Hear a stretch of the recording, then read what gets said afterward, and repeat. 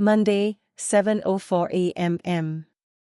I was still in slippers, coffee in one hand, trash bag in the other, when Mr. Henderson, my 68-year-old neighbor, nearly stumbled across the sidewalk to reach me. He wasn't the type to panic. Retired Navy, sharp, steady, private. But that morning, his face was pale, shaking, a warning I couldn't ignore. "Listen," he said, barely breathing. "I didn't know if I should tell you, but I couldn't sleep last night. This has been happening too long." I blinked. "What's happening?" "Every time you leave town, someone comes to your house. A man around 10 p.m. leaves before dawn. He's been coming every night." "You're away." I froze. "Are you sure?" He nodded slowly. "Same car. Same man. And your wife. She greets him at the door." I didn't ask more. Didn't accuse. I just walked back inside, shut the door quietly behind me, and stood in the hallway, listening to the faint hum of the fridge and my heart racing louder than it ever had. I felt my hands trembling slightly, the coffee forgotten, the trash bag heavy in my grip. For a moment, I couldn't believe it. I refused to believe that Claire, my wife of 10 years, could betray me. Yet Mr. Henderson's eyes, so steady and serious, left no room for doubt. By noon, I had called a tech friend, installed 3 hidden cameras, and booked a fake business trip for the weekend. The plan was simple: watch, record, and gather proof before confronting anything. I kissed my wife goodbye that Friday. She smiled like nothing was wrong, her eyes bright, hair curled just so, completely unaware of the storm that had just begun to form. That smile, once comforting, now made my stomach twist. Friday night, I checked into a cheap motel 2 towns over. I didn't even unpack. I opened my laptop, logged into the hidden camera system, and stared at the split-screen views of my home, bedroom, living room, entryway, each angle crystal clear, each room unnervingly quiet. I could see every detail: the books on the shelf, the couch cushions slightly ruffled, the flickering reflection of candlelight on the walls. 9:50 p.m. Claire was in the kitchen, wine glass in hand, wearing the dress she never wore for me. She lit candles, put on jazz, poured herself a second glass. My stomach turned. 9:58 p.m. Headlights flashed outside. At exactly 10:01 p.m., the front door opened. He didn't knock. He walked in like he belonged there. Claire met him at the door. They hugged, not casually, but intimately. Her hand lingered on his chest. And that's when I recognized him. It wasn't a stranger. It was Colin, my coworker, my best man, the man I had helped through breakups, surgeries, job interviews. Colin, who had once joked, "If you ever disappear, I'm moving in." Now he was laughing in my living room with my wife. I didn't cry. I didn't shout. I didn't even move. I just watched. Every second was a dagger twisting in my chest. Then I closed the laptop and began writing an email draft, ready to send when the moment was right. Saturday morning, I returned to the office like it was a normal day. Coffee in hand, casual smile, nodding at coworkers. Colin wasn't there yet. I sat at his desk, chest rigid with control, waiting.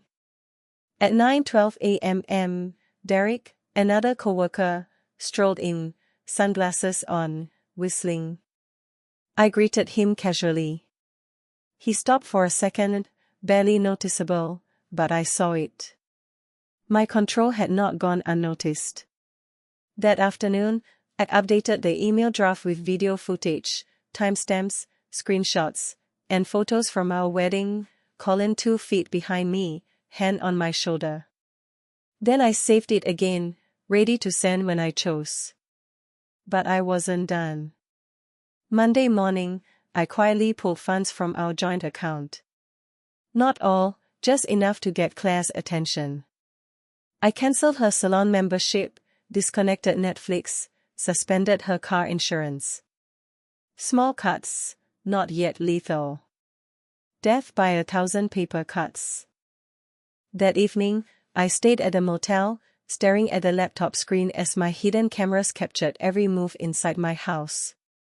The living room, the kitchen, even the hallway where I once walked casually, now every corner felt like a trap. At 9:50 p.m., Claire appeared again, wearing that same dress, the one she never wore for me, and pouring wine as if rehearsing a play for someone else.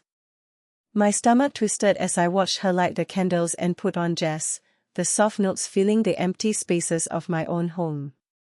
Then, at 10:01 p.m., the door opened.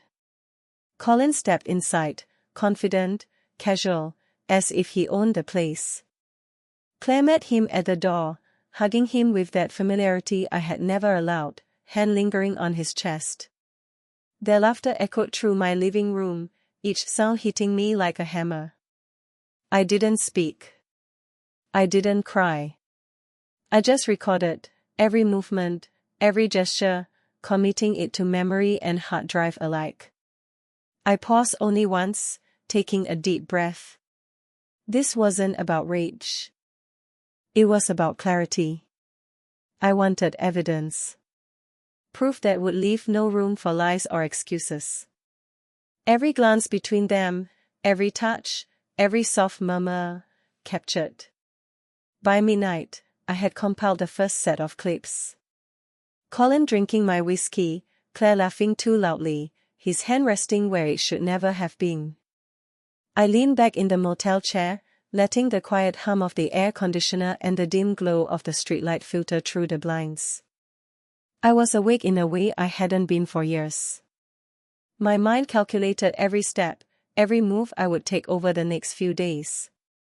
Saturday morning, I arrived at the office, pretending nothing had happened. Coffee in hand, casual smile in place, greeting coworkers with routine warmth. Derek passed by, glancing at me curiously, but I smiled as if we shared no secrets. Colin didn't appear until 9:12 a.m. I watched him enter, his confident stride betraying nothing, sunglasses on, whistling softly. My chest was still. No cracks, no tremors, just control. By that afternoon, I had updated my email draft. Timestamp video clips, screenshots of intimate moments, photos from our wedding, Colin standing just behind me, hand on my shoulder. I attached everything meticulously, saving it to be sent when the moment was right. Yet I wasn't done. Monday morning, I quietly pulled funds from our joint account. Not all, just enough to make Claire notice. I cancelled her salon membership, disconnected the Netflix she used under my name, and suspended her car insurance. Small things, easily explained if she questioned it. Death by 1,000 quiet cuts. That evening, she called. Hey, did the card company mess up again? She asked nervously. I replied calmly. No, I just needed to rebalance a few things. You sound different, she said, her voice tight. I smiled. I am. At home, the house looked exactly the same. Same furniture, same pictures, same smell of vanilla candles she loved, but it felt like a stage I no longer belonged to. Claire scrolled on her phone in the kitchen when I walked in. Back early, she asked casually, not even looking up. I leaned on the counter. Trip got cancelled. She froze for a moment, then smiled too brightly. That's good. We ate in silence, the quiet of the kitchen pressing down like a weight. No small talk, no warmth, just a suffocating sense of betrayal. After dinner, I went to the bedroom and opened the laptop. I played one clip from the hidden cameras, Colin in my living room, Claire laughing, his hand on her waist. I didn't call her in. I didn't shout. I left the screen open where she could see it. By 10:03 p.m., my phone buzzed. We need to talk. Her message. I stared at it, calm, precise, clear. Not anger, not heartbreak, but understanding. I typed back, we will. Then I hit send. I realized something crucial that night. I wasn't losing my marriage. I was exposing a lie. Sunday morning, I woke before sunrise, the motel room quiet except for the faint hum of the air conditioner. Sleep didn't come easy. My mind was alive, replaying every detail I had seen the night before, Colin's casual laugh, Claire's too bright smile, the intimacy that shouldn't have existed in my home. Each image sharpened my resolve. This wasn't a moment of rage, it was a calculation. Every step, every decision, had to be precise. By 7:30 a.m., I had reviewed the footage again, making notes, timestamps, gestures, patterns. Colin always arrived at the same time, always left just before dawn. Claire never questioned it, never hesitated to greet him, never seemed even remotely aware of the danger her actions posed. I realized the betrayal wasn't just in the act, it was in the normalcy of it. She had made him part of her routine. My stomach twisted as the truth settled in. The person I thought I knew best had quietly replaced me with someone I trusted. I spent the rest of the morning drafting another email, one more detailed than the first. Screenshots embedded, videos linked, timestamps clear. Photos from our wedding, Colin standing just a step behind me, hand on my shoulder. I included messages, deleted texts I had recovered, everything. This time, the draft was addressed to HR. I didn't accuse, I didn't explain, just presented evidence. Digital precision, nothing emotional. No signature, no threats. By noon, I had made my moves at the motel to isolate myself from distraction. I set reminders, plotted the timeline, and checked each camera angle multiple times. Everything had to be flawless. This was no longer about surveillance, it was about control. My heart, which had been racing, was now steady. I had separated fear from action. I had removed chaos from the equation. In the afternoon, I quietly withdrew more funds from our joint account, carefully leaving enough for Claire to carry on her normal routine. I cancelled a few subscriptions under her name, Netflix, a few magazines, her salon membership, and paused her car insurance. Small cuts, almost imperceptible, yet enough to grab her attention. It was subtle, surgical. I was giving her glimpses of consequences without revealing the full extent. Death by 1,000 quiet cuts, I reminded myself, each one intentional. By evening, I returned to my house. Claire was in the kitchen, scrolling on her phone as if she were unaware of the storm that had already started. I leaned against the counter casually, observing. "Back early?" she asked without looking up. "Trip got cancelled," I said lightly. She froze, then forced a smile. "That's good." Dinner was silent. The house smelled the same, looked the same, but felt alien. Each sound, the clink of silverware, the soft jazz from the speakers, the faint hum of the refrigerator, was a reminder of what had been taken. There was no warmth, no comfort, just a heavy quiet that seemed to press down on the room. After dinner, I went to the bedroom and opened my laptop. I played a single clip from the hidden cameras, Colin in the living room, Claire laughing, his hand resting on her waist. I didn't call her over. I didn't shout. I simply left the screen open on the desk where she would notice it. At 10:03 p.m., my phone buzzed, Claire's text. We need to talk. I stared at it, my fingers hovering over the keys. Not anger, not despair, just clarity. I typed back, we will. Then I hit send. For the first time in years, I understood something vital. I wasn't losing my marriage. I was unraveling a carefully maintained lie. By late night, I reviewed the footage once more. Colin's casual movements, Claire's familiarity, the quiet gestures that betrayed my trust, everything recorded, documented, irrefutable. My plan was set. This wasn't about revenge. It was about revealing the truth. Monday morning, I walked into work as if nothing had happened. Coffee in hand, casual smile in place, I greeted my team, reviewed reports, and met with clients.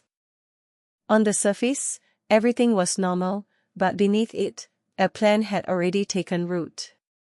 Colin wasn't just a casual betrayer, he was part of our daily lives, always around, always friendly, always unsuspecting. That familiarity had shielded him, until now. By mid-morning, I composed a carefully worded email to HR. No accusations, no explanations, just evidence. I attached time-coded video clips, screenshots of intimate moments, and photos from our wedding where Colin stood behind me, hand on my shoulder. I double-checked every timestamp, every frame. Precision was everything.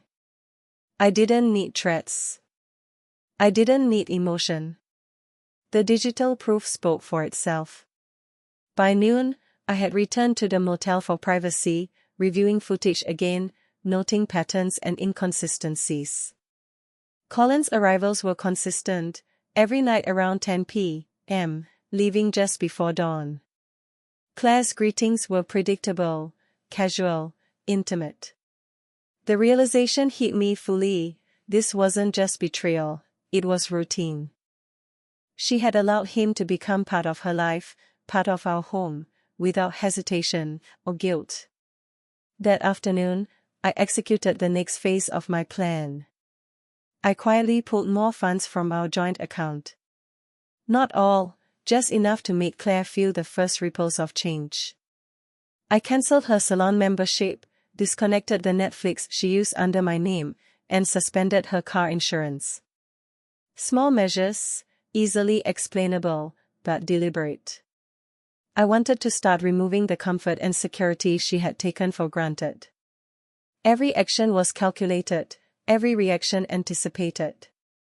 Death by 1,000 quiet cuts. That evening, I returned home, maintaining composure. Claire was in the kitchen, scrolling her phone, unaware that her world was quietly shifting.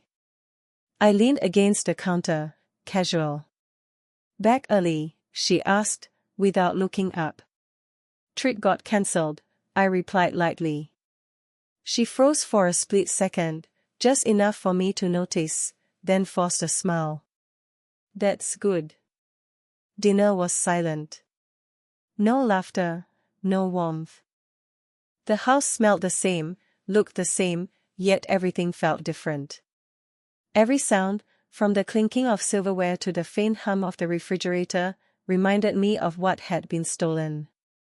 Betrayal hung in the air like an invisible weight. After dinner, I went to the bedroom and opened my laptop. I played a single clip from the hidden cameras, Colin in the living room, Claire laughing, his hand resting on her waist. I didn't call her over. I didn't shout. I left the screen open where she would notice it on her own. I stared at it calmly. Not with anger, not with heartbreak, but with clarity. I typed back, we will. Then I hit send. For the first time in years, I realized I wasn't losing my marriage. I was unmasking a carefully maintained lie. Every gesture, every smile, every whispered word between them was recorded, documented, undeniable. The confrontation wasn't about shouting or tears, it was about precision, control, and the revelation of truth. By late night, I reviewed the footage once more. Every small betrayal, every quiet interaction, every lie dressed as laughter, I catalogued it all. My plan was no longer just surveillance, it was preparation for the inevitable reckoning. I knew the confrontation would come, and I would be ready. This wasn't about revenge. It was about exposing the truth and reclaiming control over my life, my home, and my mind. Tuesday morning, I woke with a single focus: clarity. The motel room felt colder than usual, the blinds letting in the weak dawn light. I had reviewed the footage countless times, yet nothing was redundant. Every glance, every gesture, every whisper between Claire and Colin was a thread in a tapestry of betrayal. My fingers hovered over the keyboard as I checked each video, time-stamped, verified, and catalogued. By now, I had a complete record of weeks, months, of deception. I spent the morning composing another detailed email, this time for myself as a backup. Screenshots, timestamps, videos, recovered deleted texts. Every incriminating moment, every hint that Colin was no stranger to our home. I even included photos from our wedding, Colin just a step behind me, hand casually resting on my shoulder. The meticulous nature of the documentation gave me a strange sense of calm. Evidence was power, and I had more than enough to wield. By noon, I made another financial move, subtle but deliberate. I cancelled a few more services Claire relied on, her streaming subscriptions, minor utilities under her name, and adjusted limits on joint accounts. Nothing alarming alone, but together, they were breadcrumbs leading to awareness.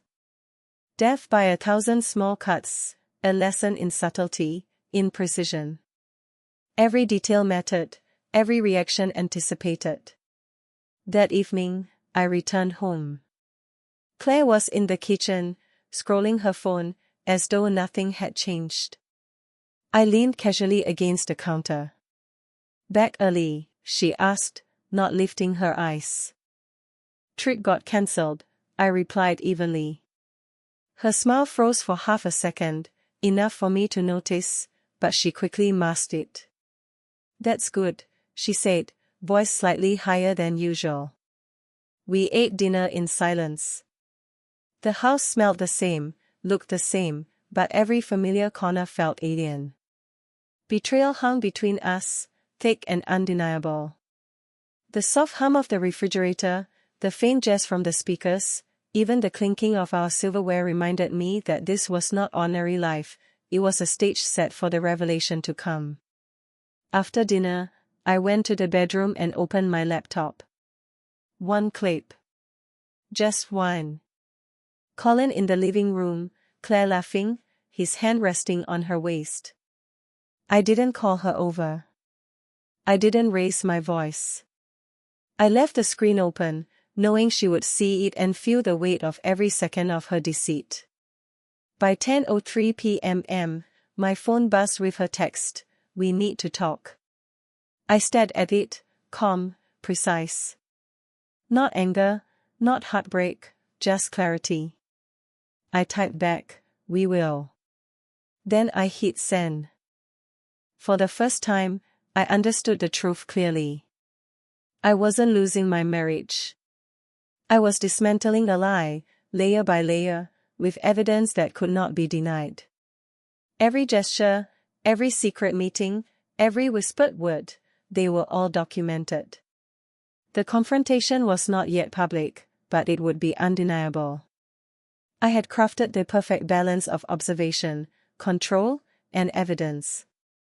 That night, I reviewed the footage again. Colin's casual familiarity, Claire's unguarded gestures, their laughter, it all played back like a silent movie of betrayal. I catalogued every detail, every lie disguised as routine. My plan was no longer simply to watch. It was to expose, to reveal, and to reclaim the life that had been quietly invaded. I knew the reckoning would come, and I would be ready. Wednesday morning, I woke with a sense of purpose sharper than ever. The motel room was quiet, the faint glow of early sunlight seeping through the blinds. My mind was already replaying every detail from the previous nights: Colin's confident ease, Claire's too familiar smiles, the casual touches that had once felt innocuous but now screamed betrayal. Every gesture, every laugh, every glance, catalogued, time-stamped, documented. Nothing was left to chance. By mid-morning, I prepared the final draft of the email. Not to Claire. Not to Colin. To HR and legal counsel. Each click carefully selected, each screenshot annotated, timestamps precise. Evidence from our home, my wedding photos, private messages recovered from deleted files, all meticulously organized. I didn't need emotion. I didn't need accusations. The truth alone was enough. By noon, I returned to the house under the guise of normalcy. Claire was in the kitchen, scrolling her phone as usual.